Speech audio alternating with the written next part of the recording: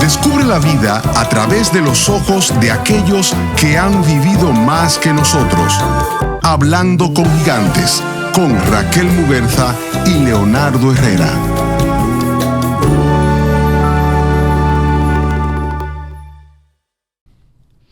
Aloha familia, esto es Hablando con Gigantes y somos Raquel Muguerza y Leonardo Herrera. Estamos aquí muy felices, otro episodio más con ustedes y el día de hoy tenemos una gigante con nosotros. Como saben, siempre traemos a diferentes gigantes que nos puedan contar sobre su largo recorrido durante la vida, las experiencias que hayan tenido y sobre todo los aprendizajes que ellos hayan tenido y que nosotros también nos podemos llevar gracias a ellos. Así que el día de hoy tenemos a Tati. Tati, es un placer tenerte aquí con nosotros, de verdad, de corazón, estamos muy felices de tenerte aquí. Gracias a ustedes por invitarme y por considerarme una gigante, cosa que quizás no llegue a ese nivel. No, pero por supuesto que sí, eres una de nuestros gigantes sin ninguna duda. Cuéntanos, Tati, un poquito, ¿quién es Tati para las personas que nos escuchan? Bueno, Tati Paulino es Isabel Altagracia Paulino Coste. Lo de Tati viene por una época muy dura, muy tenebrosa de este país, donde teníamos que guardar el nombre legal y usar un Tati, un Altagracia u otros nombres para no pasar desapercibido en determinados lugares. Pero eso yo soy Tati Paulino, maestra de profesión, educadora de adultos, cooperativista, feminista y revolucionaria. ¡Qué maravilla de definición! Me encanta, me encanta cómo te has presentado, de verdad que sí, Tati, maravilloso. Maravilloso, sí, y qué descripción, wow, es una gigante, ¿eh? Aunque digas que no, Tati. Bien, Tati, bueno, y ahora de inmediato vámonos a la pregunta gigante.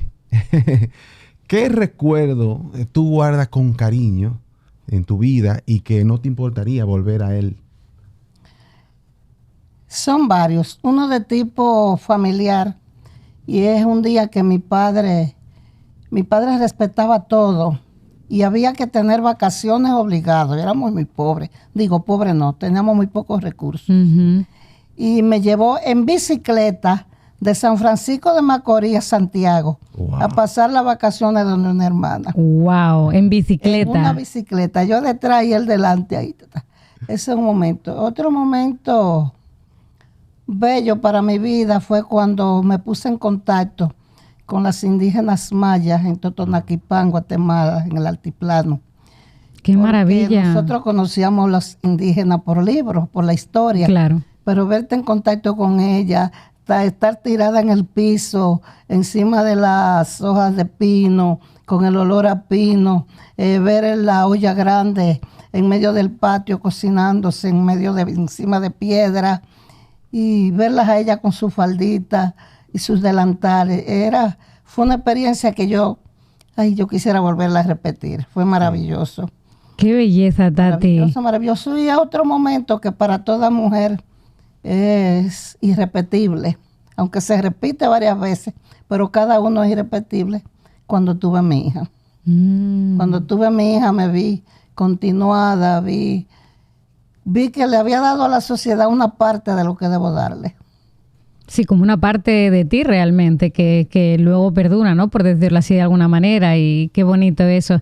Sí. Y Tati, cuéntanos un poquito más de esa experiencia que tuviste con los indígenas, porque me parece algo que pienso que muy pocas personas han podido experimentar. Sí, mira, yo te decía, yo creo en lo colectivo. Creo en lo colectivo y en la solidaridad como única forma de la humanidad salir de los problemas. Y en ese sentido, desde hace muchos años he incursionado en el movimiento cooperativo como empresa solidaria y como salidas a los problemas, al punto que hoy por hoy, en medio de la crisis mundial financiera, las empresas cooperativas son las únicas exitosas y que nunca han quebrado. Bueno, partiendo por ahí también, a partir de lo que son las cooperativas, lo enlacé. Se me hizo transversal a otra cosa que para mí es vital, que es la condición y situación de las mujeres. Las mujeres como la más pobre del mundo, la más pobre entre las pobres, las que tienen menos acceso a los recursos. Entonces, en las cooperativas vimos una fórmula para que ellas, de manera colectiva, se empoderaran también económicamente. Porque las feministas hablamos mucho de empoderamiento.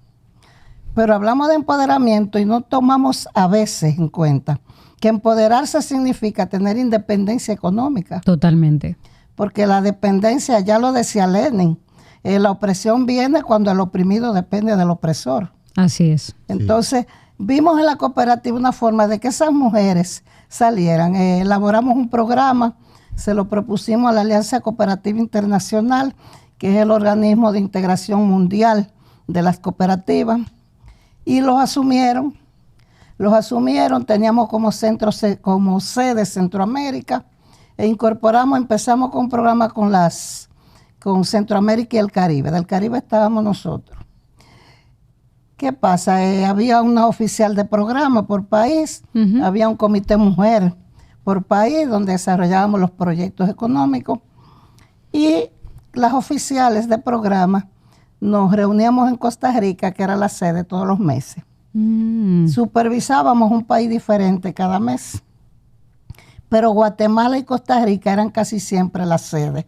Y en ese transcurrir, en cada país hacíamos una investigación de los sectores más vulnerables, y como tú sabrás, los indígenas son uno de los sectores más vulnerables de estos países. Entonces asumimos uno de los primeros grupos del programa, fue Guatemala, pero Guatemala en el altiplano, allá arriba, donde las mujeres todavía la harina de la tortilla, su alimento básico, la hacían en un mortero. Uf, qué trabajo, machacando. Entonces, en cada grupo nosotros investigábamos no solo qué la empoderaba económicamente, sino cómo impactaba la comunidad. Claro. Entonces, imagínate, la tortilla para esos países, y mucho más para los indígenas, es lo fundamental.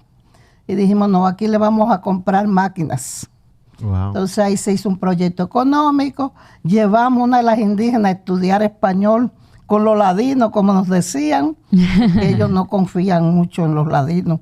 Me imagino que quizás no hayan tenido muchas experiencias. Y ese era nuestro contacto allá. Salíamos de Ciudad Guatemala a las 5 de la mañana en un autobús y subíamos, llegábamos en la tarde. Después del autobús nos llevaban en mulos y después de los mulos seguíamos a pie. Era un camino largo. Mira, ay, qué cosa, pero maravilloso, maravilloso. Recuerdo una vez que estábamos en El Salvador también, en una montaña, y había una compañera hondureña. Yo me gusta hacer muchas anécdotas porque fueron cosas reales que pasaron. Había una compañera hondureña que no era muy del lado nuestro. La mayoría colaborábamos con la democracia. Pero ella era como un poco, se jactaba incluso de cómo lo que hacía cuando la guerra de Nicaragua. Y ya tú sabes, era la oveja negra.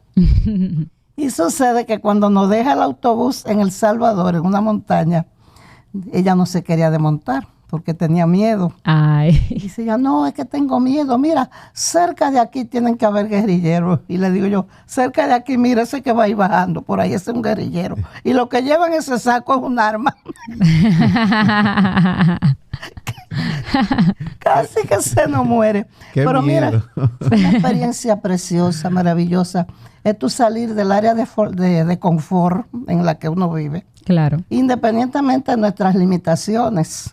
Sí, pero siempre hay espacios más limitados. Yo vivo de mi trabajo, pero cuando tú ves más allá y sales del área de confort y sabes que la vida es otra cosa y que merece ser vivida de manera diferente. Totalmente, qué maravilla lo que comentas, Tati. Y es así, muchas veces uno cuando está en su entorno en el que normalmente se desarrolla, uno ve con mucha claridad las limitaciones que cada uno tiene, ¿no? Y de su realidad. Pero como bien dices, de repente uno sale a otra realidad y uno dice, wow, pero yo estoy más cómodo de lo que yo pensaba, porque fíjate qué limitaciones hay allá y que yo no las tengo. Correcto. Y uno aprende mucho de eso, la verdad. Y a apreciar toda la grandeza que nos rodea. Correcto. Porque a veces, bueno, tenemos una construcción de lo que es el bienestar, de lo que es bueno. Y como tenemos esa construcción fija allá, a veces a los inalcanzables, entonces nos olvidamos y dejamos de ver todo lo que nos rodea, la gente que nos rodea, las condiciones que nos rodean y los objetos. No, y el concepto de riqueza entre nosotros es muy limitado. Porque para nosotros la riqueza es solamente los recursos financieros. Sí, o Así es que lo que material. comúnmente se ve la gente y lo material. Ujú. Los inmuebles, los recursos financieros, pero tú no miras a tu alrededor cuánta riqueza tú tienes, la capacidad de tú opinar, la capacidad de hablar, la capacidad de andar por las calles, Así de es. tener agua potable, de ir a un cine, de tener acceso con las limitaciones que tiene la sociedad, de ir a un médico y de medicamentos, de ir a la escuela. Es una riqueza, pero la gente no lo ve así. Sí. Incluso cuando hablan, y me voy, incluso cruzo rápidamente y llevo la procesión por otra calle, porque, por ejemplo, cuando hablamos de Cuba, la gente lo ve como un horror. Ah, pues no, allá no hay grandes riquezas, eso es verdad, ni grandes edificios, a no ser lo que se hicieron Claro. en los años 50, que estaban por encima de todos nosotros. Claro. Pero cuánta riqueza. Tú ir a un hospital y tú llegar con las manos vacías, sin decir tengo que buscar dinero. Tú ir a las 2 de la mañana y encontrar, es un ojo que me duele, allá están los especialistas a las 2 de la mañana. Tú tener educación, tú ver las calles llenas de esos niños con sus boinas rojas, su blusa blanca, blanquita, planchadita, hacia una escuela. Tienen muchos problemas, hay muchos, y Claro. ahora hay mucho más, hay una crisis. Sí, sí. Pero cuando tú ves todo eso es riqueza. Sí. Cuando tú ves una gente que dice, no me van a sacar de la casa, y esta casa es del Estado y nadie me va a venir a pedírmela porque la quiere, porque es su casa. Ujú. Eso es riqueza. Sí. Sí, son muchas cosas que en otros sitios, como bien dices, nos sobran cosas materiales por todas partes. Correcto. Pero realmente lo que pasa al final es que aunque nos sobren muchas cosas materiales por todas partes, nos faltan otras muchas cosas que son a veces más esenciales, como bien dices, ¿verdad? Una vez yo regresaba de Cuba y me decía en el aeropuerto, uno de los empleados, ¿dónde usted viene? ¿De Cuba? ¡De Cuba! ¿Y cómo es Cuba? Y yo, depende como tú la veas. Sí. Porque a ellos, lo que tú decías ahora, les faltan cosas, pero les sobran otras. Claro. A nosotros nos sobran muchas, pero nos faltan muchas. Sí, eso pasa. Yo, por ejemplo, yo soy española, ¿no? Y cuando vine a vivir aquí a República Dominicana, pues observé, por supuesto, es una cultura diferente, una manera de vivir diferente. Y hay muchas cosas que allá quizás son facilidades y aquí no, o al revés, que aquí Correcto. también son cosas que uno puede encontrar con mucha facilidad y que allá digamos, escasean de alguna manera, ¿no? Y en realidad, pues cada cultura te enseña que lo que es escaso en un lugar, en otro espacio sobra. Y te enseña a valorar las cosas de una manera totalmente diferente. Porque, por ejemplo, en España normalmente no se va la luz. Es algo absolutamente atípico. O sea, yo solo he visto que se vaya la luz allá cuando hay una gran tormenta y muchos rayos y de repente se va un segundo. Pero es literalmente un segundo. Es como que se apaga y vuelve. Si se va en vez de un segundo, un minuto, ya es como... Dios mío, pero la luz se fue un minuto, ya es como si fuera no una crisis, por supuesto, pero sí como algo más impactante. Y aquí es algo que dependiendo de la zona donde te encuentres, pues es mucho más común y que puede ser muy duradero. Yo, por ejemplo, el primer espacio donde viví aquí, que fue a las afueras de Santiago, porque yo vine a trabajar voluntariamente en comunidades, en la zona que yo vivía, pues realmente siempre se iba la luz 3 días a la semana, la mitad o algo más de la mitad del día, y eso era lo fijo. Y luego de ahí para allá, todos los días de regalo que venían, que eran casi todos también, pero eran 3 fijos, que eran martes, jueves y sábado. Y realmente a mí eso me enseñó muchísimo, porque pues para los que pertenecemos quizás a un país donde eso no es una problemática en este caso, no te das cuenta para todo lo que necesitas la luz, porque es algo que no te ha tocado que te falte, por decirlo así, ¿no? De una manera más permanente. Y realmente la luz la necesitamos para absolutamente todo. Mira, yo aprendí ahí a organizarme, mi día, mi semana, mi todo. Yo desarrollé unas habilidades que me han venido de maravilla y que agradezco realmente haber tenido esa experiencia. Qué bueno que no te tocó la época cuando aquí se iba la luz, de verdad. Que era mucho más que eso, claro, me imagino. Era que no venía. Sí. Sí, no venía de pasada. No se iba, era que venía a veces. Venía.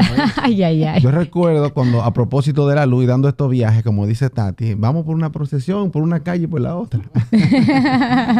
Ahora que tú me llevas hacia un recuerdo de mi infancia con respecto a la luz, que como dice Tati, era que no venía. Y cuando la luz llegaba, que llegaba de noche, yo tengo ese recuerdo de la ciudad gritaba. Ya no grita la ciudad. Pero de felicidad. Sí, se celebraba. Y uno decía, llegó Mejía. Bueno, Tati sabe porque somos de la misma ciudad de San Francisco de Macorís, porque Mejía era el que tuvo la primera planta eléctrica que pasaba la electricidad, la compartía. Entonces, y también el que no hubiera luz era una riqueza, a propósito de lo que señala Tati, porque uno compartía. Yo jugaba muchísimo cuando no había luz en el barrio. Ya no se juega. Hemos perdido eso. La tecnología nos ha deshumanizado los juegos. Sí. Sí, ha generado muchos espacios de juegos diferentes, pero es verdad que nos ha quitado de muchos juegos que se juegan, como quien diría, físicamente, ¿no? Como estando ahí experimentando de una manera mucho más sensorial, más allá de estar con la tecnología, es así. Y eso que cuentas de la luz, realmente sí me está recordando a cuando yo vivía donde les mencionaba, ahí a las afueras de Santiago, que sí, yo me enteraba que llegaba la luz por los vecinos, no por mí. Era por los vecinos que decían, o llegó ella, se escuchaba siempre una celebración y decía, sí, mira, ya ha llegado, pues ya puedo encender la luz, ya voy a tener wifi o lo que uno necesite en ese momento, ¿no? Sí, muy interesante. Bueno, de situaciones que también tienen su momento de riqueza. Claro. ¿Sabes qué? Me quedé, Tati, con la imagen de tu viaje de vacaciones, de San Francisco a Santiago en la bicicleta. Correcto. Que por cierto, para los que no saben, de San Francisco a Santiago, en carro o en coche, hay como 1 hora y algo. Bueno, ahora que tenemos entonces carretera, en bicicleta que fueron. En ese tiempo no estaba esa autovía, que era un camino largo. No, pues sería mucho más. No, era por la parte más cercana, que era por dentro. Se fue por dentro, atravesando Tenares, Salcedo, Moca. Tú sabes que ahí, aunque la carretera no es igual, porque no es una vía autopista, pero el camino más corto, porque es recto. Claro, sí, pero es igual casi 1 hora, porque yo lo he hecho también por ahí y es casi 1 hora, así que en bicicleta debió ser un esfuerzo grande. Imagínate, no se me olvida subiendo la lomita de entrar a Salcedo, una lomita ahí con la bicicleta en la mano. Yo digo en algo que estoy escribiendo, que trata de ser un pequeño ensayo. Yo digo, él iba con su bicicleta como el caballero agarrando la novia, con la mano con la novia de mano. Él con su bicicleta ahí y yo atrás. Y con una faldita, que ni siquiera pantalones. Qué bien. Y qué bonito todo esto que nos cuentas y esos recuerdos, Tati. Y en base a todo esto que estamos hablando, ¿verdad? De qué cosas son importantes y cómo las distintas experiencias nos enseñan qué vale la pena de verdad y qué realmente no es tan relevante en nuestras vidas. ¿Cómo ha cambiado el concepto de felicidad a lo largo de tu vida? Me refiero, ¿sientes que lo que tú pensabas que era la felicidad cuando eras una muchachita es lo mismo que tú entiendes ahora por felicidad? ¿Qué es para ti la felicidad? Mira, hoy la entiendo mejor. Mejor incluso que no de mi niñez, de unos años antes. En la medida que he ido incursionando, que uno va conociendo la vida, que va leyendo, tú te vas nutriendo del conocimiento, porque eso es lo que es el conocimiento, la acumulación de saberes. Y en la medida que tú vas acumulando saberes, tu mentalidad va cambiando. La niñez, para todos, siempre felicidad. Qué maravilla. Pero para mí fue mucha felicidad, porque yo tuve un padre y una madre que yo le llamo mis reyes sin corona. En el asunto este que estoy escribiendo, que todavía no tiene nombre, le llamo mis reyes sin corona porque mi padre era un hombre que solo sabía escribir su nombre, pero con un nivel cultural que yo todavía no me imagino de dónde lo sacó. Mi padre te hablaba de cualquier tema. En mi casa, el primer concepto de democracia, yo lo viví en mi casa. En mi casa habíamos evangélicos, cristianos, católicos, comunistas, y para mi padre todo era felicidad. Todo. Ahora, cuando llegaba donde está, su primogénita, si eso era azul y yo decía que era blanco, eso era blanco. Mi padre me apoyó en todo. Yo fui enteramente feliz. En todo. Bueno, yo te ponía el ejemplo. Él dijo, hay que ir de vacaciones, no había dinero, me llevó en la bicicleta. Qué bien. Me apoyó en todo. Después que yo fui creciendo, que en mi adolescencia asumí la militancia revolucionaria en un momento donde eso te costaba la vida. Me imagino. En la época de la dictadura de Balaguer, yo y mi hermano mayor, mi hermano que me sigue, asumimos la militancia revolucionaria y mi casa se allanaba casi a diario, la allanaba el servicio secreto, la policía. Mi padre se lo llevaban, lo golpeaban para que informara dónde nosotros estábamos. Y él le decía, mátenme, porque aunque yo sepa, no le voy a decir. Y salía de ahí feliz, y nos abrazaba. Yo recuerdo que para Caracoles, yo estaba aquí en la capital, yo era estudiante universitaria, pero tenía mi militancia. Y mi papá preocupado porque no sabía dónde yo estaba. Y estaba escondida. ¿Eso qué época era? En la época de Camaño, febrero del 74. Desembarco para Caracoles. De Playas Caracoles. Y para mí ese hombre se me agigantaba cada día. A mi papá le dijeron, bueno, es posible que ella se haya ido porque ella era del grupo que estaba optando por la guerrilla en ese momento. Y mi papá fue a la tienda, compró 2 pantalones jean, 2 camisas, un par de tenis y vino y me lo dejó en un lugar. Vino a la capital, a un lugar que le dijeron que sabían de mí. No preguntó dónde yo estaba, me dejó el paquete, me dejó dinero y se fue. Wow, él estaba muy comprometido. El gigante era él. Sí, el gigante era él. Un gigante. Un hombre que no fue a la escuela y tener esa capacidad de asumir de respetar, no de asumir, de respetar lo que tú quisieras hacer. Yo se lo digo a los compañeros, le digo, miren, no me vengan con teoría. La teoría me amplió el horizonte.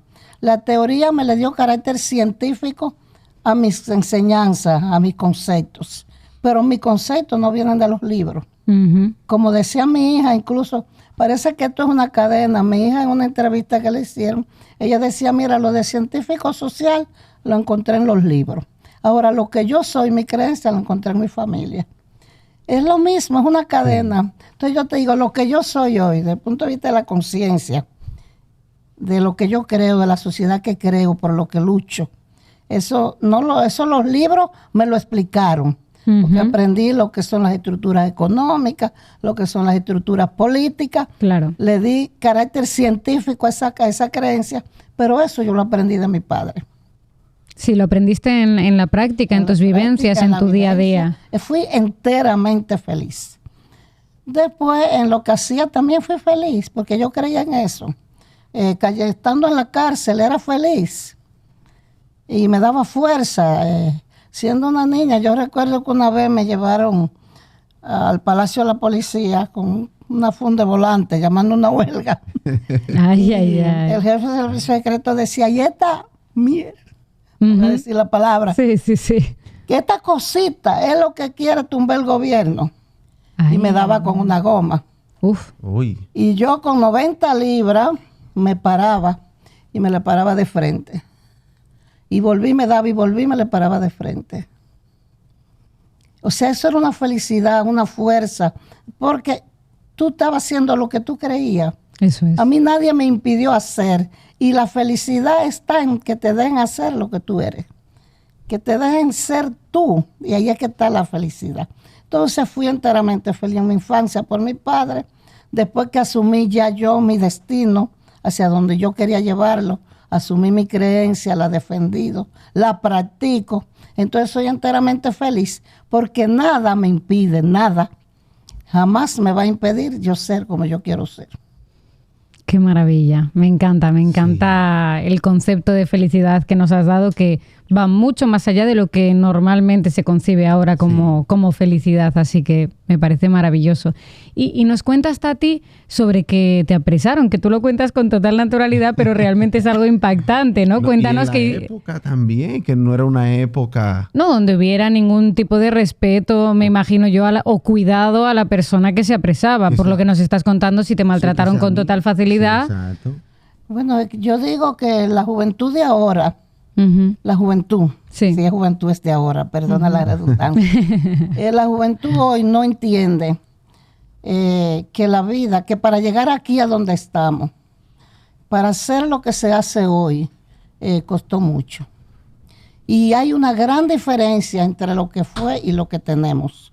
Y si se entendiera, y si la memoria histórica nosotros la tuviéramos presente en la educación, en la prensa, en los medios de comunicación en sentido general, esa memoria histórica le dijera a la gente que hoy lo que estamos viviendo hay que defenderlo. Hay que defenderlo. Nos costó mucho. Las jóvenes y los jóvenes en ese tiempo no estábamos en una discoteca. Se iba a la discoteca. A mí me encanta bailar. Incluso en la universidad yo era del grupo de baile. Todo el mundo eligió un deporte para esa materia que había que dar. Yo elegí baile. Me encanta bailar. Me encanta la música, pero me encanta la música. No me gusta eso que anda por ahí ahora, que yo ni le encuentro tonalidad, ni le encuentro arte, ni le encuentro música, ni le encuentro poesía. No le encuentro nada. Me gusta la música. Me gusta bailar. Me gusta la playa. Ahora, para hacer todo eso hay que tener un espacio ganado. Totalmente. Y nos costó mucho. Caíamos presas. Por ejemplo, yo tenía demasiado cargo. Yo no sé si me lo hubieran pagado hoy, fuera millonaria. Concepción, anduviéramos hoy en otra jipeta, no en esa. Porque tenía tanto cargo. Yo era miembro del Consejo Universitario, dirigente del Grupo Estudiantil Fragua, dirigente de la Línea Roja del 14 de junio, presidenta de los comités de ama de casa, donde quiera, de los clubes del distrito, porque eran los mecanismos de enfrentar a la dictadura en ese momento. Claro, era la manera de organizarse. Y yo estaba en un partido que no éramos la célula del partido. Para estar en una célula del partido había que representar algo. Entonces, si yo estaba en el Comité Barrial Cultural del partido, yo tenía que organizar a las mujeres, yo tenía que participar en los clubes, en los sindicatos. No, pero estabas entretenida 24/7, no tenías tiempo para nada más. No, para eso. Y algo muy comprometedor. Y cuando cumplíamos años se hacía una lata de refresco y se le echaba una botellita de ron, porque no se podía tomar mucho ron. y lo celebrábamos en los patios, en las casas, siempre muy discreto, porque cualquier reunión, aunque fuera para celebrar un cumpleaños, era motivo de que nos apresaran. Sí. Porque se consideraba que como ya una organización. Es que era una dictadura. Claro. Esos años de Balaguer fueron una dictadura sangrienta. Asesinaron decenas de jóvenes valiosos en este país. De todos los partidos. Los presos, la cantidad de muertos, presos, desaparecidos. Aquí incluso las mujeres, los familiares de los presos, tuvimos que crear lo que se llamó el Comité de Madre, Preso y Desaparecido. O sea, fue una dictadura sangrienta. Qué pena. Pero los enfrentamos con mucho tesón, con mucha dignidad, con mucha fuerza. A veces en el entierro de uno nos mataban otro. O nos quitaban el ataúd y nos lo llevaban. Qué horror. Era una dictadura muy sangrienta que yo no sé por qué a la gente no se le cuenta y por qué no habla de estas cosas, para que defendamos lo que tenemos y evitemos volver atrás. Sí, eso que dices. Nunca podemos volver atrás. Es esencial. Ver morir a Sagrario Ercira Díaz en el campus universitario con un libro en la mano por un tiro en la cabeza de una policía que dijo que iba a entrar a la universidad y iba a romper el fuero universitario porque estábamos luchando por un mayor presupuesto. Eso no puede volver.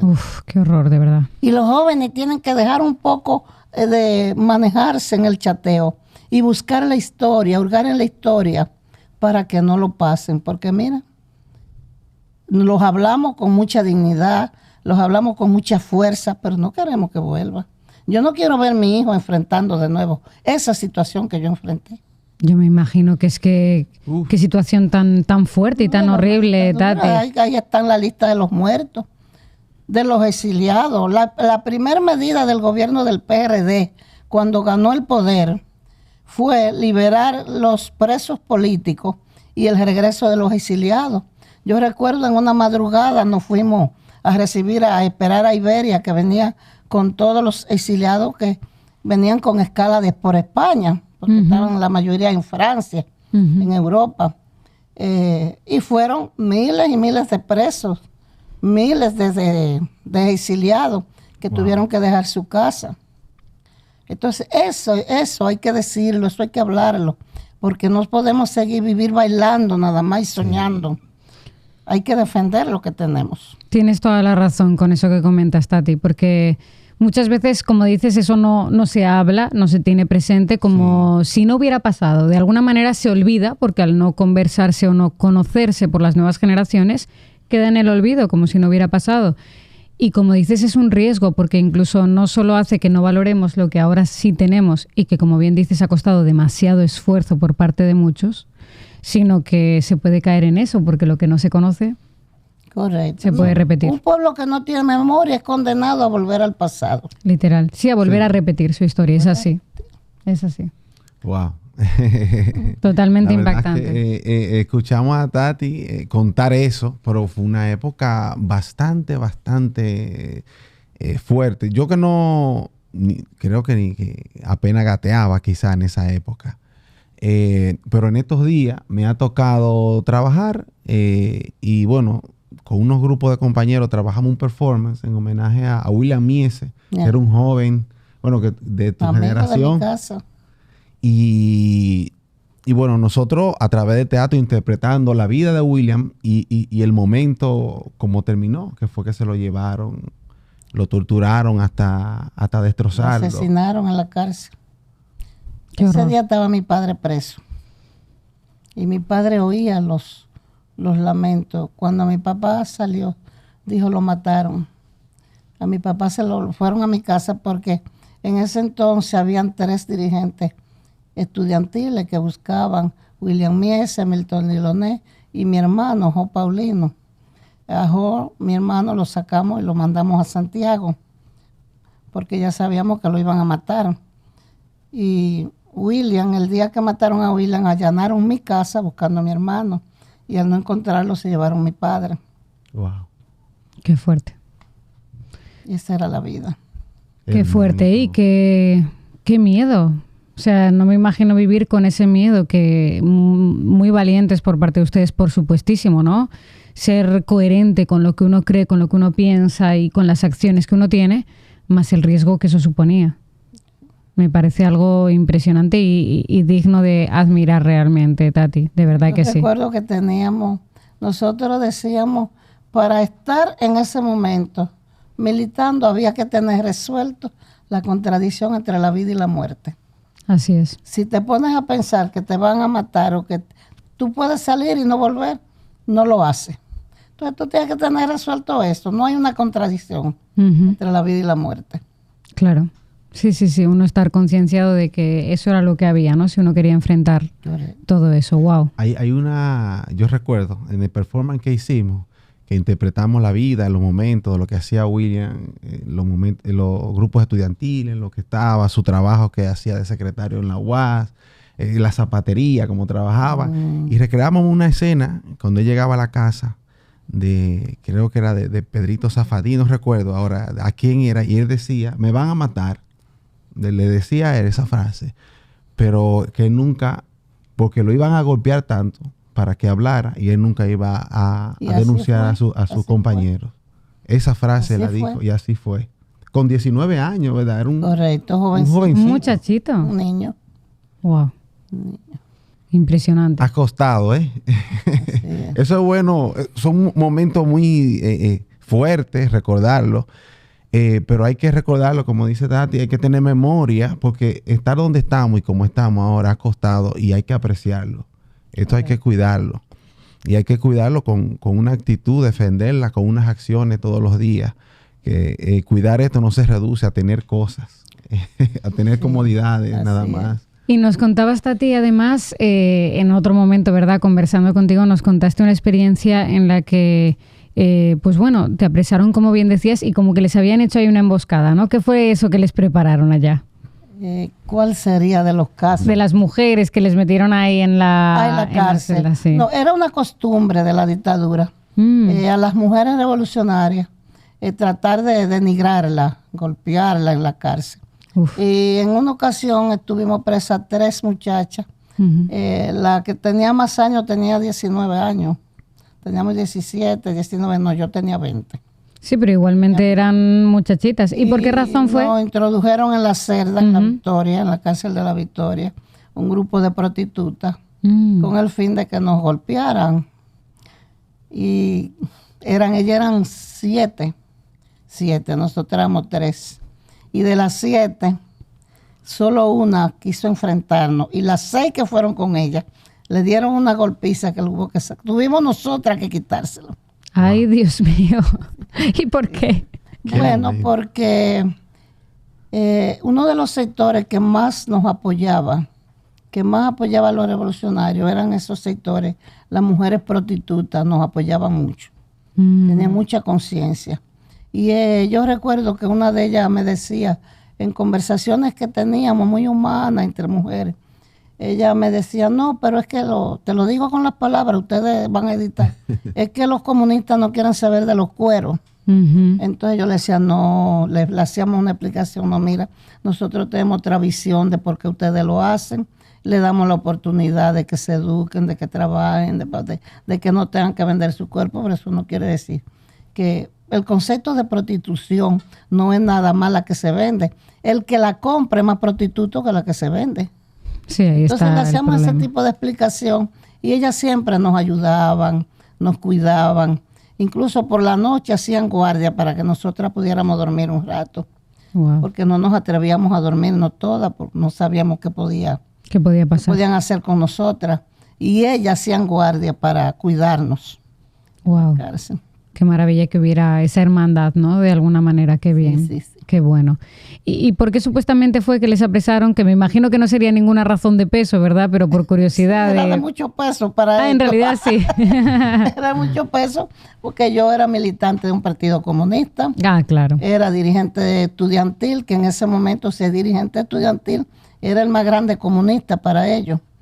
Porque la universidad estaba en la calle luchando por un nuevo presupuesto. Sí, seguramente tendrían mucho poder y mucha fuerza. En esa lucha por el nuevo presupuesto se sumaba la lucha por la libertad de los presos, la lucha por el regreso de los exiliados, la lucha contra el alto costo de la vida, porque eso nos ayudaba a sumar al pueblo a lo que eran nuestras luchas en la universidad. Entonces, por eso, éramos enemigos.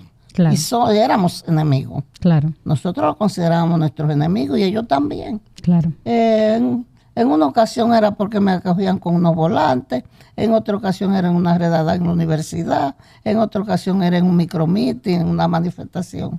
Porque llamábamos micromeeting como había una dictadura, no se podían hacer muchas actividades masivas. Entonces creamos una figura que le llamábamos micromítines. Y era que grupos pequeños nos reuníamos en un lugar específico, secreto.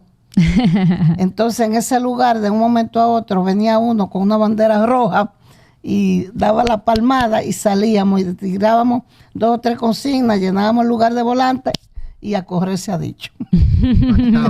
Porque casi siempre llegaba la policía. Esa disciplina que muchos tenemos de llegar 15 minutos antes, media hora antes, es una herencia que traemos, porque si tú llegabas tarde a un micromeeting, te podían matar, porque ya la policía estaba ahí. Tú tenías que llegar antes, explorar el lugar, ver si era posible que se fuera a dar, si el que estaba dando la palmada no era un agente y te estaba... O sea, tú tenías que llegar a tiempo, para observar. Porque si llegaste tarde te podías poner a que te maten. Entonces, eso fue una disciplina. No, yo me imagino, así nadie llega tarde. Habemos algunos compañeros que estamos en el movimiento cooperativo en algunos lugares y siempre somos los primeros en llegar. ¿Y por qué que Claudio y Tati siempre llegan temprano y Claudio y yo nos miramos? Y la otra era que en las reuniones en el partido nuestro, si tú llegabas 10 minutos después de la hora convocada, no podías hablar. Si llegaba 20 minutos después de la hora, ni podía hablar, ni podía votar. Y si llegaba media hora, no te dejaban entrar y ya tenía una ausencia. Entonces era ahí. Sí, eso era disciplina totalmente. Impresionante. Sí. Y Tati, cuéntanos, como ustedes siempre saben, tenemos este momento de nuestro objeto gigante, ¿verdad? Que sabemos en este caso, Tati, que no, el objeto no ha llegado aquí, ¿verdad? Pero no pasa nada. Vamos a contar el objeto, en este caso gigante, que Tati hubiera querido traer y que nos quiere compartir. ¿Qué historia tiene ese objeto en el que tú estás pensando realmente y que es tan importante para ti? Mira, yo traía un pergamino, no, ¿cómo se llama? Lo que le entregan a uno. Sí, como un diploma, un certificado, ajá. Que lo tengo muy bonito. Que me entregaron los primer grupos de estudiantes de médicos dominicanos que se graduó en la Universidad Latinoamericana de Medicina de Cuba. La Universidad Latinoamericana de Medicina la creó Fidel a raíz del ciclón George, que devastó todas las Antillas. Wow. Entonces, ellos mandaron brigadas a todos los países, incluyendo el nuestro, brigadas médicas, para poder atender el desastre que hubo en todos los sentidos. Y cuando regresaron la brigada, él dijo no, pero en vez de yo estar mandando brigadas, voy a crear una universidad donde traigamos estudiantes de esos lugares incluso más pobres, becados, a que se hagan médicos. Y entonces eso coincidió que en ese momento yo me fui a Cuba como cooperante de la Central de Trabajadores Cubanos. Cerré la casa, le di el carro al hijo y dije, me voy. Voy a ver esta experiencia. Me había divorciado, ya no tenía quien me esperara, yo me voy. Entonces coincidió que cuando llega el primer grupo de estudiantes, yo estaba allá como cooperante y fui de que los recibí. Pero ¿qué pasa? Al año, ese programa era de un año de cooperación. Entonces gana el PRD las elecciones y me nombran. Yo estaba allá en Cuba, yo ni me había enterado. Me dicen, Tati, pero salió un decreto. Y yo, ¿un decreto de qué? Ah, pero a ti te nombraron consejera de la Embajada Dominicana en Cuba. Wow. Ay, oye. Entonces, cuando me nombran consejera de la Embajada, el embajador, un hombre muy democrático, Rafael Báez Pérez, un hombre con una historia de lucha antitrujillista contra Balaguer.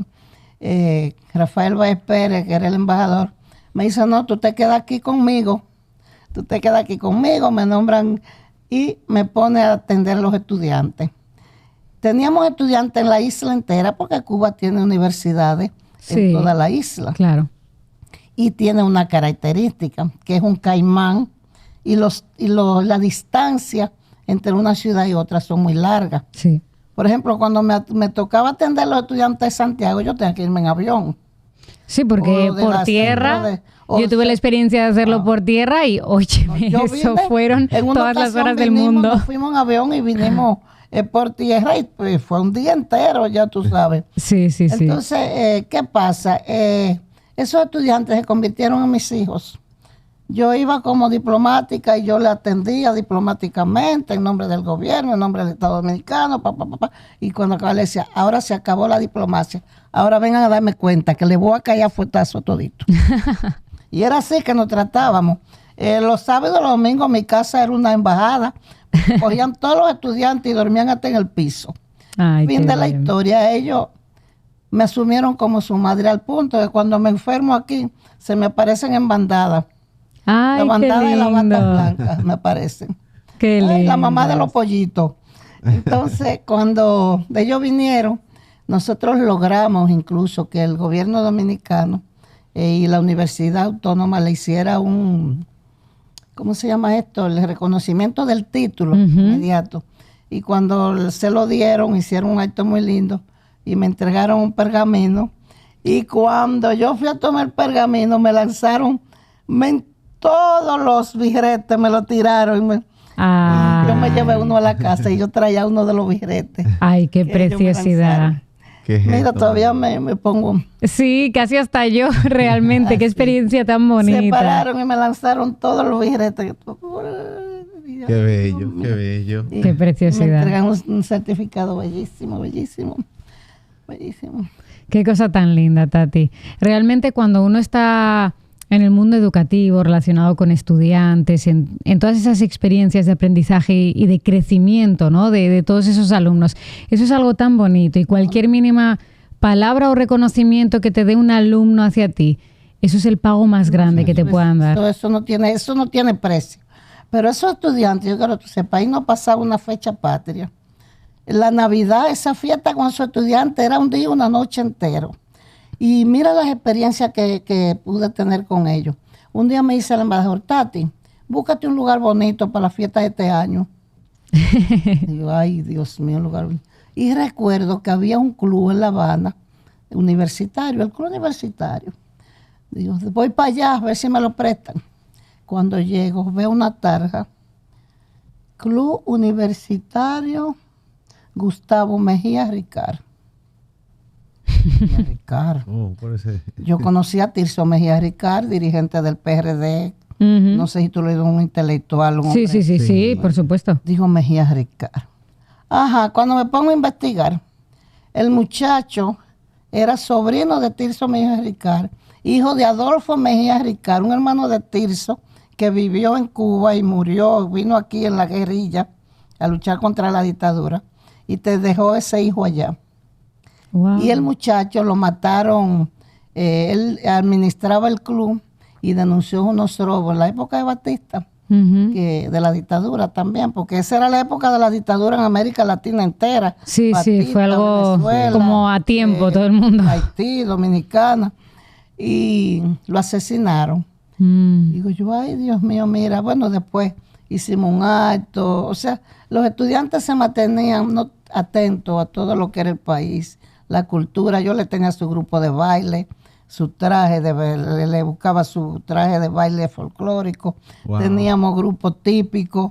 Bueno, al punto que uno de los mejores, que de los últimos cantantes de Cuba, no recuerdo cómo se llama ese muchacho, grabó un merengue con el grupo de la universidad de nosotros, tocando el tambor, guira. Wow. Y esos muchachos, mis hijos, son mis hijos. Ellos me dicen la mamá de los pollitos. Ay, qué bonito. Qué bello, qué acción esa, y qué resultado tiene cuando uno asume. No, mira, cuando yo voy a un hospital de eso y me encuentro con uno de esos muchachos, me da muchachito, bueno, hay uno que era camionero de Barahona, que lo que hacía era manejar un camión y traer producto al mercado, y él decidió que iba a estudiar. Y cuando se presentaron la beca, se fue. Un gran médico, cardiólogo. Wow. Qué belleza. Wow. Qué experiencia tan preciosa, de verdad que sí. Tati, súper inspirador todo lo que nos estás diciendo y nos estás transportando a cada momento como si fuera propio realmente. Sí. Tú lo describes y yo me lo estoy imaginando tal cual y me lo estoy disfrutando muchísimo. Y te pregunto, Tati, eres una persona que tiene, me parece, unos ideales, una posición muy definida y eres muy coherente con lo que piensas y lo que haces, que eso es algo muy difícil de encontrar y me parece que más hoy en día, lamentablemente. Te pregunto, ¿quién ha sido alguien que te ha inspirado realmente en la vida a ser como eres? Porque seguramente hay parte de algo natural en ti, ¿no?, que hace que sea como eres y que tengas esas posiciones tan fuertes y tan fijas. Pero ¿quién te ha inspirado a ser como tú eres? Mira, yo había conversado con ustedes pero yo no quiero ideologizar esta conversación. Yo sí te puedo decir, y tú vas a poder pensar en quién yo estoy pensando como uno de mis grandes líderes, que yo creo en la autodeterminación de los pueblos. Los pueblos tienen derecho a decidir su propio destino. Nadie tiene derecho a tratar de impedir por la fuerza que ese pueblo no siga labrando el destino que ellos decidieron junto a su líder. Y un líder, bueno, te voy a decir claro, Fidel Castro. Fidel tuvo más de 100 atentados y se murió cuando quiso. Eso te quiere decir a ti la fuerza humana de una persona, la honestidad, el espíritu de servicio. Lo bueno, no digo que las cosas estén bien en Cuba, no están bien. Sí. Hay una situación de crisis, sí. Pero ¿culpa de quién?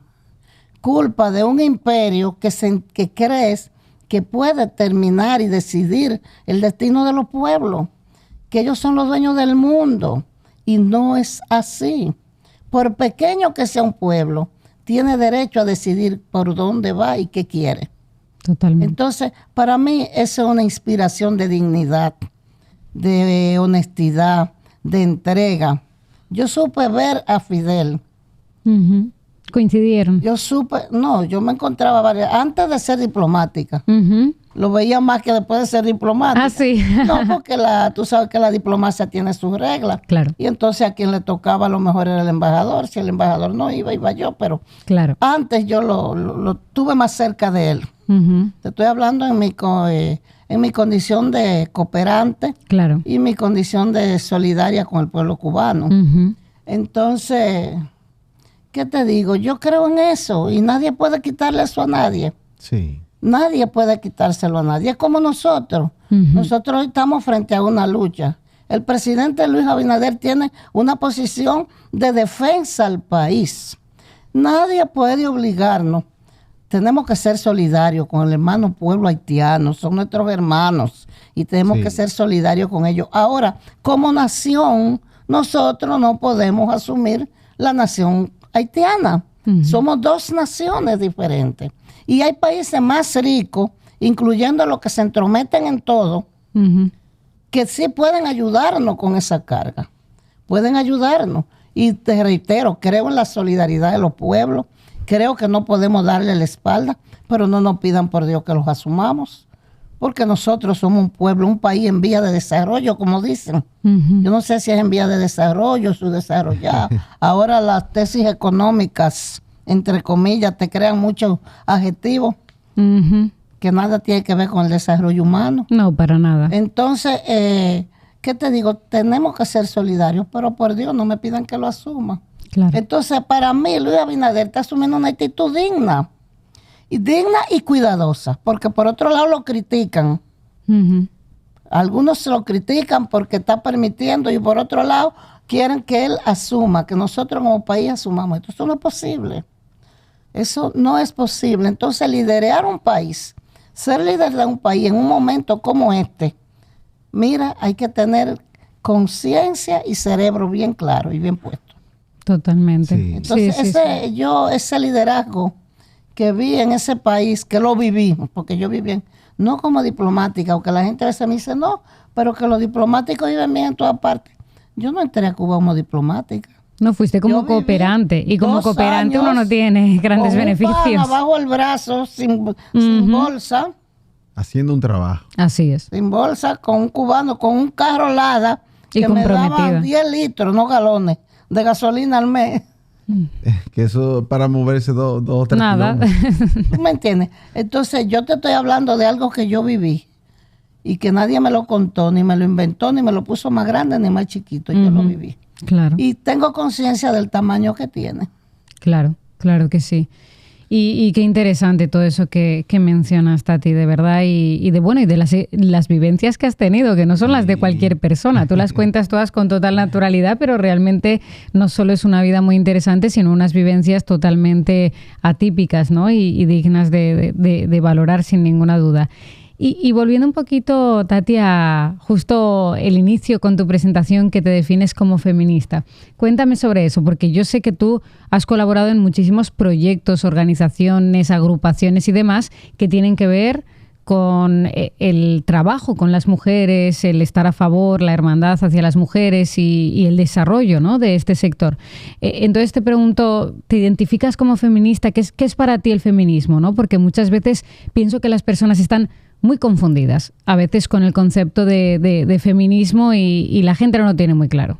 Mira, precisamente tu pregunta me recuerda, ayer era lunes, el domingo, estamos haciendo una serie de encuentros, las feministas, tratando de estructurar y darle una visión colectiva a este concepto de feminismo y precisamente hablábamos de eso, porque yo quizá entre un poco en controversia con algunas compañeras donde yo pienso que el feminismo es un estilo de vida. El feminismo tú no lo puedes guardar en una gaveta y ser feminista aquí en este programa y cuando salga del programa en mi casa actuar de otra manera. Así es. O en mi oficina o en mi trabajo. Es un estilo de vida que incluye todas las mujeres que defienden su espacio donde estén. Así es. No me la exijas. Yo no te puedo exigir a ti, si tú no quieres abortar, que tú abortes. Es un derecho. Decidir sobre tu cuerpo no es solo que te permitan abortar. es que también te permitan tener tu hijo si tú quieres. Entonces, mi concepto de feminismo quizás choque un poco. Para mí, una gran feminista en este país fue Mamá Tingó. Pero Mamá Tingó no entraba en debate sobre otras cuestiones. Mamá Tingó ejerció el feminismo en el espacio que le tocó ejercer, defendiendo la tierra. Sí. Así es. Ahí ella no pensó que era mujer para defenderla. ¿Tú me entiendes? Entonces, para mí el feminismo es reconocer que yo como ser humano tengo derecho. Para mí es la más amplia aplicación de la democracia. Es la más amplia aplicación de la democracia. Entonces, a partir de ahí, yo defiendo todo lo que yo creo. Y yo creo que tú como mujer debes defender lo que tú quieres y lo que te hace feliz y lo que no le hace daño a otro. A partir de ahí, defiendo mi espacio, no me lo quiten. En mi casa éramos 6 hombres y 3 mujeres. Y había que decir, entro. Tú conoces a Gueguelo, con que. Y las mujeres estábamos todos juntos hablando y una quería hablar y yo, y yo le daba la mesa y decía, entro. Entonces me decían, entra, mujer. Porque ese es un espacio que tú tienes que defenderlo, donde tú estés. Eso es lo que es feminismo. Lo demás, tú te pones de acuerdo. Yo creo, no creo en esto, yo creo, no creo en lo otro, pero es tu derecho como mujer. Sí. Así es. Y qué manera tan buena de definirlo, porque muchas veces, lo que te digo, hay veces que la gente no tiene el concepto muy claro, ¿no? Y entonces están de manera muy radical en contra, pero a veces ni siquiera tienen la información de lo que realmente eso quiere expresar, quiere defender o quiere transmitir, como bien dices, como manera de vivir sin ninguna duda. Quizás seamos un poco culpables porque queremos limitar el concepto de feminismo. Nosotras lo limitamos. Cuando yo trato de imponerte a ti un punto de vista, yo lo estoy limitando. Entonces los hombres, ni cortos ni perezosos, como ellos son los capitanes del mundo, los que dirigen el barco, ellos te agarran ese puntito débil y parten por ahí. Por ejemplo, cuando debatimos lo relativo a la cuota, no porque se lo ganen. ¿Y quién te ha dicho a ti que no nos lo ganamos? Así es. Pero tú tienes siglos y siglos y siglos oprimiéndome y diciéndome que soy inferior y reduciéndome al espacio de lo privado. Entonces, para yo poder competir, hay que haber alguna cuota positiva alrededor para ponerme en condiciones de competir. Eso es lo que es equidad. Sí. Dar más al que más necesita. Así es. Eso es lo que equidad. Entonces, la cuota, no, porque yo como mujer, no. Tú necesitas un espacio porque eres un ser humano. Eres un ser humano y nadie te lo puede quitar. Ahora, la cuota no es un regalo. La cuota es la respuesta positiva a una acción negativa de siglos. Y si hay una acción negativa de siglos, no podemos estar en las mismas condiciones. Por ejemplo, en las cooperativas. Yo trabajo en asesoría y educación de las empresas cooperativas, te decía.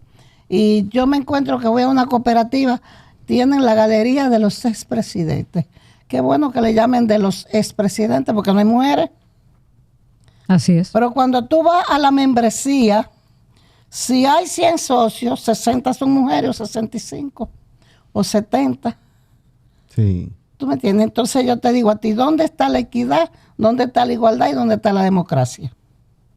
Ah, que no quieren. No, no es que no quieren. Es que tú sigues tratándola con los mismos esquemas. Así es. Es que recién, no hace más de 10 años, aquí nos mataron en una zona franca. Nos mataron en la zona franca. No, el esposo mató una trabajadora de zona franca que llegó a las 11 de la noche a su casa sin avisar. Porque la obligaron a trabajar hora extra sin ella saberlo y sin poderlo avisar a su casa. Pero así mismo te ponen la reunión de la cooperativa. Si el consejo se reúne de 8 de la noche a 10 de la noche o a las 8 de la mañana, la mujer tiene que decir que no. Porque todavía no está resuelto el problema de la responsabilidad colectiva de los hijos y de la familia. No, eso es algo que está atrás todavía. Sí. Todavía es frente a eso, hay muchas cosas que hacer que no limitan, porque para mí, esas mujeres que están en la cooperativa creando su comité de género, ya nosotros estamos a nivel que estamos haciendo diplomados de género. Qué bien. Ya estamos preparando una maestría en género. de administración cooperativa. Maravilloso. Entonces, esas mujeres, ¿qué es lo que son? Esas son más feministas que yo.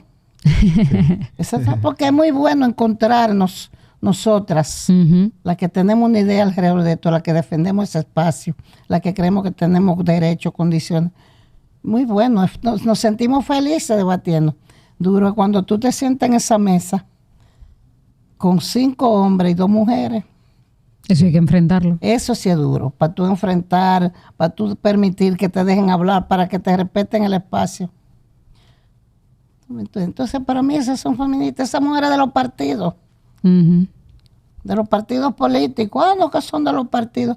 Es que yo no estoy ideologizando esto desde el punto de vista partidario. Claro. Es que esas mujeres que están ahí, miles y miles de mujeres en el partido, defendiendo ahora para las elecciones, que le den sus espacios, que nada más no sean hombres, que las mujeres tienen derecho a ser diputadas, a ser senadoras, a ser regidoras. Esas mujeres para mí son feministas, porque ese es su entorno para ella implementar sus derechos. Sí.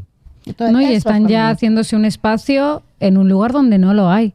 Correcto. Donde no lo había y donde todavía... Totalmente. Y luego, lamentablemente, hablamos mucho del feminismo, de la sororidad, de la hermandad entre mujeres y demás, pero luego somos las primeras que no apoyamos.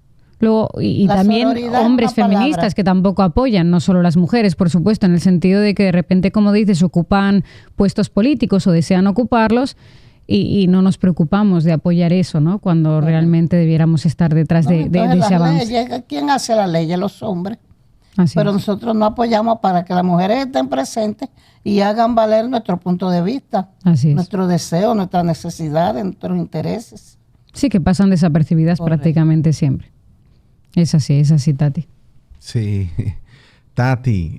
Bueno, y todos ustedes que están, como siempre, escuchando y viéndonos aquí, qué recorrido tan maravilloso, cuántas experiencias y cuánta memoria. Y qué bueno traer aquí, claro, de la experiencia de Tati y de su memoria, momentos, bueno, fuertes y alegres, de todo un poco, coloridos. Pero también esta conversación que hemos tenido aquí, bueno, me pone a mí a reflexionar bastante también. Muchísimo. Y bueno, y a observarme y a observar este proceso que ha vivido nuestro país, la realidad de mi barrio, la realidad de mi familia, la realidad mía. Y me llama a muchas cosas, a pensar, a cuidar, a defender. A accionar, que eso es lo que Tati nos ha dejado claro, no, que uno tiene que ser coherente, hay que accionar. Una mujer de acción desde siempre. Es una gigante de acción, sin ninguna duda. Desde niña es una mujer de acción y sigue accionando. Y se puede lograr bastante. Se logra, no se puede, se logra bastante. Y lo hemos visto con la experiencia de Tati aquí. Qué invitación nos ha dejado Tati y qué provocación a hacer cosas. Bueno, y antes de dejarnos, que ya estamos en la parte final, que no quisiéramos irnos de aquí, Tati, ¿qué consejo tú nos dejas? Aparte, bueno, de toda tu experiencia, ¿qué consejo gigante nos dejas a todos nosotros? Ay, consejo, yo no sé aconsejar. Sí, sabes, sí, porque créeme que todo lo que tú has estado expresando, uno se lo lleva ya. Pienso que la humanidad tiene que transitar otro camino. Pienso que debemos detenernos un poco y el que tiene la oportunidad como ustedes de poder incluso tener un espacio para opinar, para llegar a la gente, debe utilizarlo de manera sana. Debe utilizarlo, y cuando hablo de manera sana no es que estén de acuerdo con lo que yo digo, lo que dice el otro, pero que para construir una sociedad mejor. Yo pienso que las últimas décadas es una década perdida, culturalmente, moralmente, éticamente. Se ha ganado mucho en la tecnología, pero esa tecnología no ha servido mucho para profundizar en una sociedad más justa, más humana y más de todos. Mi consejo es que ustedes estén del lado de lo que creemos, que la felicidad es posible, pero que debe ser para todos. Porque yo pienso que hay que prohibir la felicidad completa hasta tanto todos no hagamos la fiesta. Entonces, ese es mi consejo, que sigan por ahí. Maravilloso, Tati. Maravilloso. Genial, ese consejo que nos has dejado. La verdad que nos vamos reflexionando, sin ninguna duda. Me parece que nos has dejado muchos mensajes más allá del consejo que es muy real y maravilloso. Y nos vamos todos pensativos y llevándonos muchas cosas el día de hoy, Tati. De verdad ha sido para nosotros un honor tenerte aquí, de corazón que sí. Te lo agradecemos mucho tu tiempo. Muchísimas gracias, de verdad que sí, Tati. Totalmente. Gracias.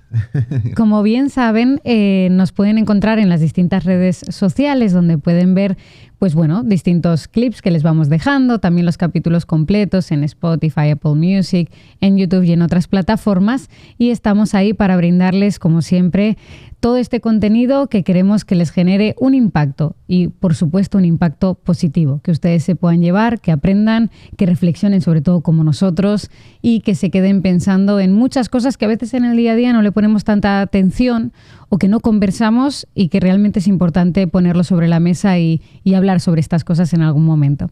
Así que muchísimas gracias a todos por estar aquí con nosotros como siempre. Estamos felices de tener este espacio con ustedes.